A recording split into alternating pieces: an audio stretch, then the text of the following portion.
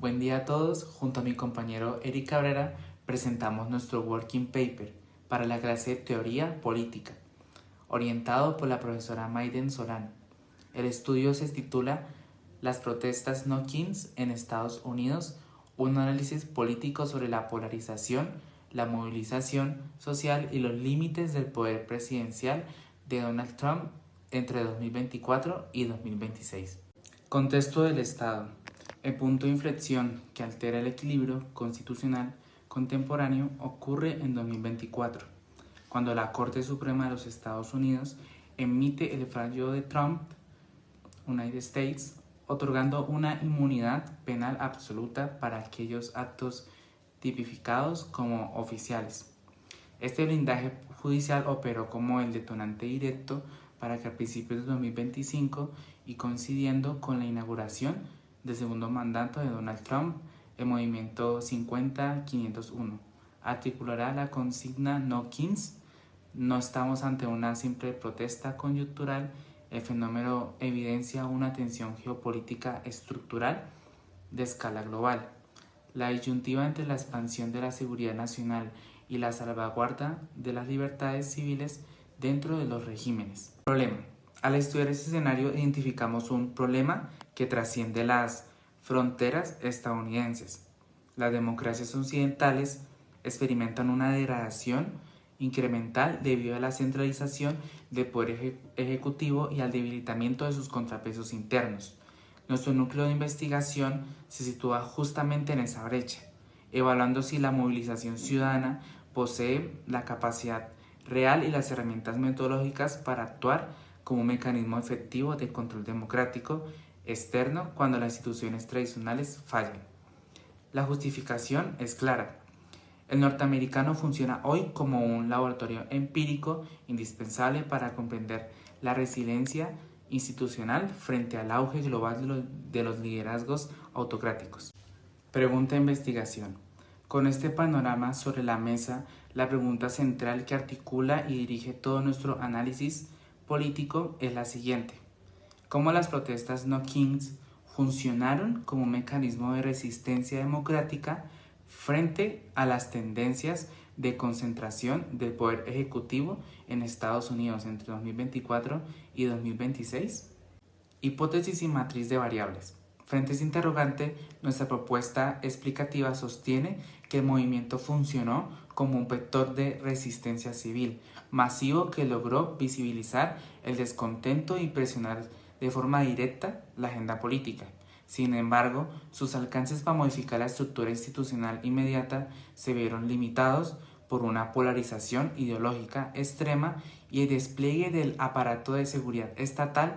Para contrastar esto metodológicamente, aislamos como variables independientes el grado de fortalecimiento presidencial, el uso de facultades extraordinarias, los discursos securitarios y el índice de polarización, analizando cómo estas fuerzas modifican nuestra variable dependiente. Marco referencial 1. Paradigmas y enfoques teóricos. Sustentamos el análisis en 4 enfoques. John Locke valida el derecho ciudadano a la resistencia ante el poder arbitrario y Montesquieu aporta la separación de poderes como barrera contra el despotismo. Para la coyuntura actual, Nancy Bermeo y Kim explican el legalismo autocrático, donde se erosionan contrapesos por vías formales, mientras Carl Smith ilustra cómo la lógica amigo-enemigo profundiza la polarización. Marco referencial 2. Dimensiones conceptuales y jurídicas. Todo esto aterriza en el concepto de rendición de cuentas, donde chocan dos vectores. Por un lado, el vector institucional, represivo mediante la doctrina del Ejecutivo Unitario, del artículo. Segundo, por el otro lado, el vector vertical civil, con el proyecto de ley No Kings Act, amparada en la cláusula de excepciones del artículo 3 e impulsado en las calles bajo la primera enmienda.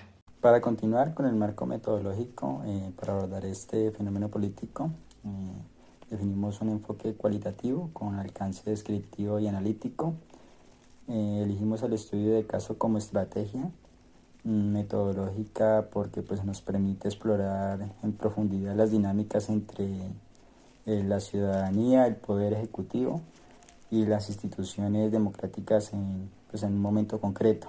El método aplicado es el análisis político de estudio de caso, que combina revisión documental con interpretación teórica. Las fuentes que respaldaron nuestro análisis incluyeron literatura académica especializada, documentos jurídicos como el fallo de Trump, la cobertura de medios internacionales y reportes de centros de investigación como Carnegie, Endower y Variety of Democracy. Esta combinación nos permitió construir una visión sólida y contrastada del fenómeno. A continuación, las variables de investigación. El diseño metodológico identifica 4 variables independientes que en conjunto explican el surgimiento y la expansión del movimiento, los knock-ins. La primera es el fortalecimiento del poder presidencial, observable en el recurso continuo a la doctrina del Ejecutivo unitario y a las leyes de emergencia. A esto se suman la polarización política, el uso de facultades extraordinarias y los discursos de seguridad nacional que encuadraron a los manifestantes como una amenaza. Todo eso actúa sobre la variable dependiente de la movilización social y resistencia democrática. En otras palabras, cuanto más se intensificaron esos factores, mayor fue la respuesta ciudadana organizada que conocemos como el movimiento Knock-ins. Para continuar, el análisis hallazgos. Pasando al análisis, el primer hallazgo que queremos destacar es que el movimiento Knock-ins no surgió de manera espontánea. Fue una respuesta directa y articulada frente a decisiones concretas del Ejecutivo. El fallo Trump United States 2024, que reconoció inmunidad presidencial para actos oficiales, generó una alarma entre sectores que veían en eso una señal de concentración de poder sin precedentes. Al mismo tiempo, el discurso oficial presentó a los manifestantes como una amenaza al orden, lo cual, siguiendo a Carl Smith, profundizó la lógica amigo-enemigo, pero este mismo antagonismo fortaleció la cohesión del movimiento. La presión desde arriba generó mayor organización desde abajo. El movimiento se desarrolló entre olas claramente identificables. La primera, el 14 de junio del 2025, coincidió con redadas masivas del ICE en California y un polémico desfile militar presidencial. Entre 4 y 6 millones de personas salieron a las calles en más de 2.000 localidades. La segunda ola, en octubre de ese mismo año, amplió esa cifra a cerca de 7 millones, y la tercera, el 28 de marzo del 2026, se convirtió en la protesta de un solo día más grande en la historia de los Estados Unidos, entre 8 y 9 millones de personas en más de 3.300 ubicaciones, logrando incluso bloqueos presupuestarios en el Senado. El movimiento demostró una capacidad de escalar y sostenerse en el tiempo, algo que no es común en los ciclos de protesta contemporáneos. Ya al evaluar esta hipótesis, encontramos que se confirma de manera parcial. Por un lado, las protestas sí lograron visibilizar el descontento y generar presión política real. El ejemplo más concreto son los bloqueos presupuestarios en el Senado tras la tercera ola, pero por otro lado no produjeron cambios institucionales inmediatos ni frenaron completamente las dinámicas de concentración del poder. Esto es coherente con lo que plantean Ginsburg y Hood. Los procesos de erosión democrática son graduales y la movilización social, si bien es necesaria, no es suficiente por sí sola para revertirlos. Lo que sí queda claro es que el movimiento actuó como un mecanismo de rendición de cuentas vertical. En términos de Guillermo Odell, la ciudadanía ejerció presión desde afuera del sistema institucional para defender el equilibrio de poderes. Para cerrar, respondemos directamente a nuestras preguntas de investigación. Las protestas knock-ins funcionaron como mecanismos de resistencia democrática al visibilizar el debate sobre los límites del presidencialismo, ejercer presión política y pues sostenida y demostrar una capacidad organizativa ciudadana sin precedentes en la historia pues reciente de Estados Unidos. Sus efectos institucionales fueron parciales, sí, pero pues eso no minimiza su importancia.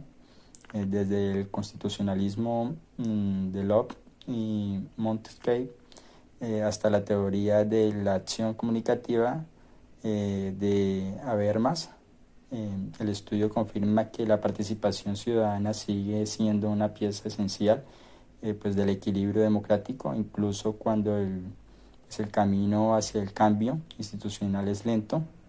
El caso Notkins nos deja una enseñanza clara: ninguna democracia, por consolidada que sea, es inmune a las tensiones que genera pues, la concentración pues, del poder. Muchas gracias.